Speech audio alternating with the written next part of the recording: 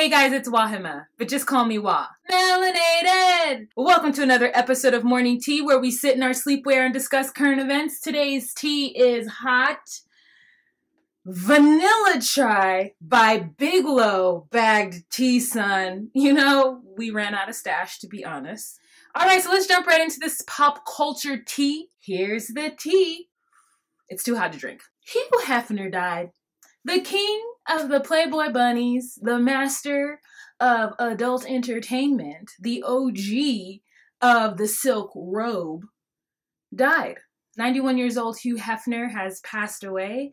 And, I mean, for most of you guys, it doesn't mean a big deal at all, but Hugh Hefner has always been around throughout my lifetime, you know what I'm saying? Like, he's the high lord of the adult industry. He's not even a king, you know? He's the high lord of the adult industry. And he's 91. He lived a long, fruitful life. But still, I wish his family, you know, the best in their time of bereavement. Just an icon. You know what I'm saying? He's an icon. Like, you can't take that from him. He's an icon. So I guess Khloe Kardashian, another Kardashian Jenner, is pregnant. The Khloe one. Is it going to be like a fight now? Is it going to be a battle between the Jenner Kardashians on who people care more about? Whose pregnancy that people care more about? I feel like Kylie's made a bigger splash. I didn't even know about Khloe's until I went on this TMZ thing. There was a controversy because Entertainment Weekly put out a photo shoot of the Family Matters crew. So I guess it's been, I don't know how many years since Family Matters has been on air, but there was a photo shoot with them, and the girl Judy, remember the sister that disappeared? Judy, she was not contacted to be a part of the photo shoot, and so there's a little bit of drama because she feels slighted, but there's taint on her because she battled with addiction and became a porn star. She hasn't been a porn star for 10 years now, but she's thinking that's why they didn't want her in the photo shoot, and I'm thinking they just probably didn't think about it, and if they did, they were just like, meh, she hasn't been really acting in a long time, and like, I mean, I don't know, I feel like if they can forgive Jodie Sweetin, who is the sister from Fuller House or Full House, why couldn't Judy be forgiven? I can't remember her name. Jamie something. Can't remember her last name.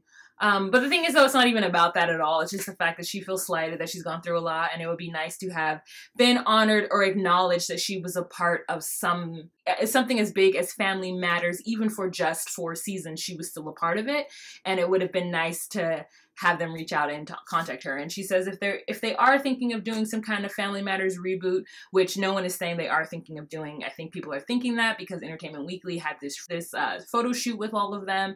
They even held up a picture of the grandmother who was not there. Reginald VelJohnson was there. I honestly thought Reginald VelJohnson had died. Like, I didn't know he was still alive. So I was like, what? So check out the Entertainment Weekly if you want to see, you know, more pictures of the photo shoot, and links down below to the article that Jamie had, the article of the interview with Jamie regarding this matter. Okay? So that's it for pop culture. Let's move on to some politics tea. Here's the tea. Trumpy things are happening in the news this week, or happened in the news this week. So a couple of things with Trump. Trump versus Puerto Rico, Trump versus SNL, and Trump versus Kim Jong-un. So let's start with Puerto Rico. So as we know, Puerto Rico has been devastated by Hurricane Maria. There is all kinds of relief being sent over there. The mayor of San Juan actually reached out through the media the other day, last week, and begged for more assistance because things are still, while there's assistance has been sent, I'm not sure if FEMA is there yet, but people are sending their assistance. As I said in last week's episode, you know, there are firefighters from across this country who have gone to Puerto Rico to help out. Trump made some speech about, you know, Puerto Rico being surrounded by a big, large body of water, which is like, great. I don't think he understands like what a commonwealth is. Like, I don't think he understands that like we have to send aid to the U.S. Virgin Islands and to Puerto Rico and any of our commonwealths in the Caribbean, like asking for more aid from the government in general. And then 44 decided that he was going to go on a 12-hour, not rampage, but in 12 hours he put out 18 tweets talking about Puerto Rico and how their mayor just needs to stop whining, and how the Democrats told their mayor to attack and make nasty comments about him. Why would you fight with the mayor of San Juan, the capital of Puerto Rico, via Twitter about you feeling that she's being disrespectful because she had a press conference asking for help? I don't understand. Well, This man. SNL immediately made fun of him this Saturday. I'll have it all linked down below, but Saturday Night completely made fun of and obliterated Trump, and I'm happy about it because somebody needs to call this weirdo out on his nonsense. The thing with Kim Jong-un is there was, you know, obviously there's that situation with North Korea and the US, specifically Kim Jong-un and Trump going back and forth arguing. So Rex Tillerson, who was our Secretary of State, remember the former ExxonMobil CEO, he's saying that there is communication and talks happening with North Korea. Trump said, you know, don't worry about North Korea, Rex Tillerson. This isn't a tweet, so everyone saw it. He put like, you know, don't worry about North Korea. We'll do what we have to do. Like that won't be seen as like fighting words as well. So annoying. Just let Rex do his job. Let Rex do his job and stay off Twitter being dumb. Let's move on to some domestic tea. Here's the tea. So Jay-Z and Tidal, his music streaming website app, you know, program thingy, they have chartered an airplane to leave October 7th to give things to Puerto Rico, to fly over supplies to Puerto Rico. It's said to be about 200,000 pounds of stuff, batteries, diapers, you know, flashlights, just things that people would need. I love the fact that I now know that the Carter Knowles are tapped into the pulse of the Black community right now. Like, I feel like it's really important for them to do this job, and I love the fact that they are doing it. I love Beyonce and Jay-Z for the fact that they are bliggity black, and supporting in such a public way. On Saturday Night Live, this last Saturday, he performed. He was wearing like a jersey, I think, that had Colin K on the back. And I know I've been critical of the bending of the knee and kind of being like, oh, whatever. But it is now getting to a place where I'm kind of like, this is an important thing that's happening. And because I don't pay attention to sports, like, that this shouldn't matter anymore. I should be more aware of this. And I know about the story of Colin Kaepernick. Like, I know what he's doing, but I've always been like, do we really need a millionaire to do it? But the truth is that we do, and I was wrong. I think everybody rallying behind him and supporting what he's doing, I'm starting to feel it and rally behind him now. So Jay-Z declaring that he supports Colin Kaepernick on Saturday Night Live with such a broad audience is really cool. This man wrote in the article below that he feels that taking the knee and the dap have been stolen. And I don't really know what the dap is, but I read it and he said the dap was something that the Migos did, and then a football player would do it every time he made a touchdown, so it became like a thing because of that. And it was kind of something that was like a Black trend in the Black culture, and then all of a sudden like Hillary Clinton started doing it, and then it's like, oh, okay, great, look at that, like just brought that down. It's no longer cool or whatever. And so he feels the same thing is happening with taking of the knee, that people are just randomly doing it and it's losing what it's supposed to mean. And I don't know. And I don't know if it is losing that because, like I said, I wasn't on the forefront of that particular protest. But I don't know, but I'm not here to like judge whether it has been, because I still think it has an impact on people that's positive, and still lets everyone know that when you're taking the knee, even though it feels like it's bowing to the flag, to me taking the knee feels a little more like bowing to the flag. So I don't get why people are that upset. Like, but whatever. Now people are doing it across. Like, you even have high schools who are doing it or protesting about the fact that Colin did it. And I feel like it's getting to a place where it doesn't necessarily need to be politicized the way that Trump has politicized it. I feel like it is political, but from an activist standpoint, not from choose, you know, the Trump president, Democrats, the GOP, like, I don't feel like they need to be involved necessarily. There has been like a decree in the NBA that the NBA players aren't allowed to sit down during it, or aren't allowed to take a knee during the national anthem. But I've seen protests where they're like linking arms with their heads down during the national anthem. So I'm kind of like intrigued with sports, with the NFL now. Like,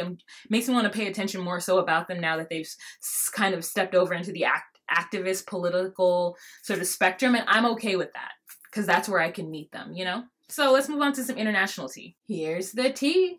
So let's briefly touch on Catalonia. I made a mistake, and thank you for the person who corrected me down below. Thank you for the people who actually corrected me down below when speaking about Catalonia last week. It's not 75 million people. It's 7.5. I read it wrong. So it's 7.5. It's guesstimated that they have about 7.5 million people who are Catalans, and I think I think that's including the ones that are in the southern part of France that border Catalonia, and the ones that are like on the islands in the Mediterranean Sea. But anyway, so let me be more clear about what happened, because I read more about it, and again, I will have it down below. And you guys, please remember to do your own research. Don't take everything I say like 100%, because like I was wrong last week. And I will be wrong in the future. I will say things incorrectly. In 2014, there was kind of this poll, you know, that the government of Catalonia put out to the people saying, would you be interested in maybe voting for a referendum to secede from Spain? And it got a lot of positive reviews. I think like a majority of the poll's views show that people wanted to separate, because when there was that crisis in Europe, Catalonians felt like they took the brunt of it, because they do give a lot of money to Madrid. They feel like they don't really get back in what they give to Madrid. So like, why, if they're able to sustain themselves without being part of Spain, why should they continue to be a part of Spain? And so what Madrid did is they sent police officers to Catalonia to stop the vote. They had that 2014 poll, so then, which gave them enough energy and like support to start to draft policy or an idea to pull away from Madrid, right? And so now, 2017, they're ready to have the vote, and the vote is a referendum to say that they would like to leave and be on their own country. Spain is like, Madrid is like, no, you can't do that, and we won't let you cast that vote, which I find to be very interesting, because I'm like, if Spain has the gall to tell Catalonia that they can't be their own country, why would they be afraid of them actually taking a vote? Is it that if the vote is cast and the ballots are counted, that then Madrid is going to have to let them go? And so what they're doing now is stopping people. There are reports that there have been 500 to 700 Catalonians like injured and hurt while at the polls. Like, they shut down 92 polls in the country. It doesn't seem like a lot, but the fact that any governing body is shutting down any poll so that people cannot vote, that seems really weird to me as an American, as somebody who can't imagine, even though like shady shit happens here for sure, and I'm not necessarily judging it, I'm just saying like, that sounds extreme for a government who claims to have all power and being mad that they're having a vote and then wanting to stop the vote. Because I feel like, let them have the vote and then just ignore it, right? Be like, no, you're not leaving still. Why would you have to physically stop them from voting? I find that very weird. It feels like a little tough-handed for no reason, right? I don't know. Yeah, read that down below. Let me know what you guys think. Okay, guys, thank you so much for watching this episode of Morning Tea. If you have any questions, comments, or concerns, please leave them down below.